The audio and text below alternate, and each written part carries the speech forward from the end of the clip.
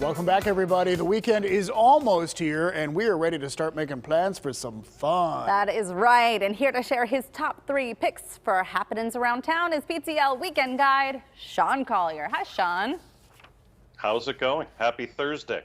A happy Thursday to you. And I love that you have your PTL mug right behind you there. Prominently displayed. Love that. No, wrong hand. Yeah, there you go.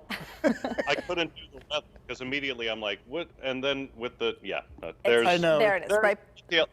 Right next to some ET collectible figures, right where it.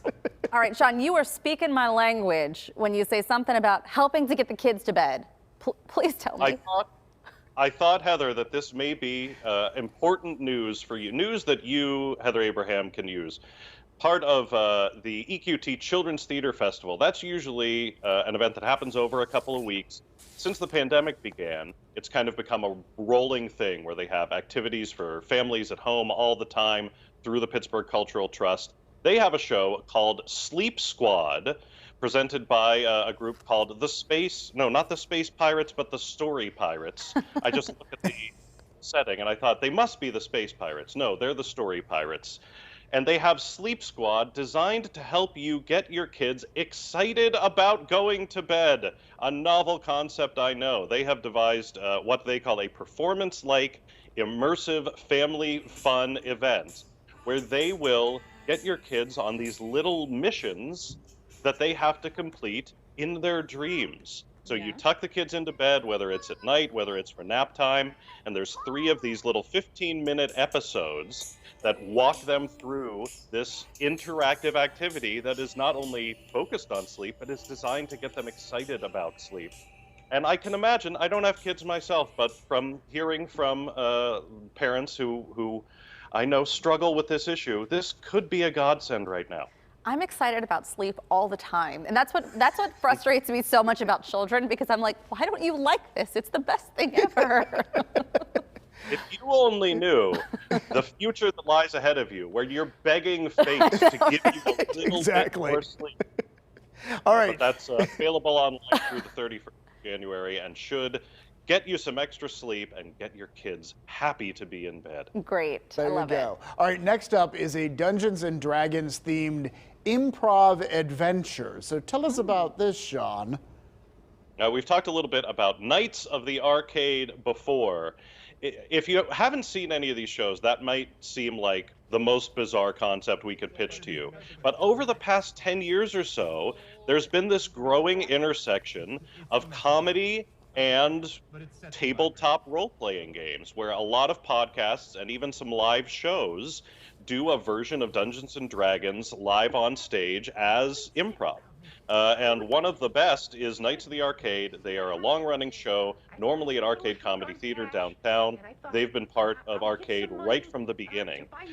And they were one of the first shows that converted to an online format back in March of last year. I remember, I think it was still March, and I was trying to figure out how to get to Twitch on my Xbox to see Knights of the Arcade.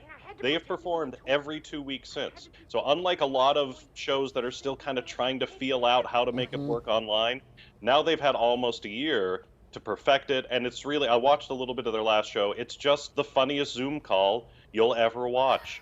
And the first show of 2021 is this Saturday at 9 p.m. on Twitch. It's free, but you're encouraged to kick in a little bit to help support Arcade. Laughter is the best medicine. I firmly believe that. And Sean, let's talk about taking this live architectural tour. We have beautiful architecture here in Pittsburgh. Yeah, and you might not be getting a lot of it right now if you're spending more time at home. And even the pandemic aside, you're not necessarily exploring downtown or exploring Pittsburgh's neighborhoods in the middle of winter. You can change that thanks to the Pittsburgh History and Landmarks Foundation. They are doing a series of live virtual architecture tours, not only giving you some of the history of parts of the city, but pointing out some of those little details of the iconic buildings, like you see Heinz Hall and the Benedum there. So much history and so much detail to those places that you might ordinarily just walk by. This afternoon at 2 o'clock, if you want to get an early start on your weekend, they are going to lead a live online tour of the Cultural District. and they'll be back again next week for one on Grant Street. Again, another part of downtown with a lot of historic buildings. Take a look at their online calendar. They have a lot of great virtual events that can get you a better appreciation of Pittsburgh right now and prime you to check out some of their in-person stuff once that starts up again.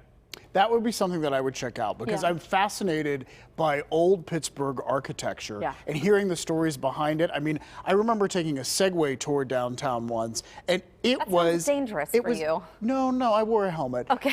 But it was so much fun. So I will check this out. Very cool, Sean. Thank you. I'm always happy to talk about Pittsburgh history because it's so rich. And I'm also always happy to talk about movies, which I understand we'll be doing in a little bit. Yes. See that segue? Very good. Very smooth, Sean. Yes. All right, Sean Collier, our PTL Weekend guide. And do stay tuned because he is coming back with his top movie picks to watch at home this weekend, too.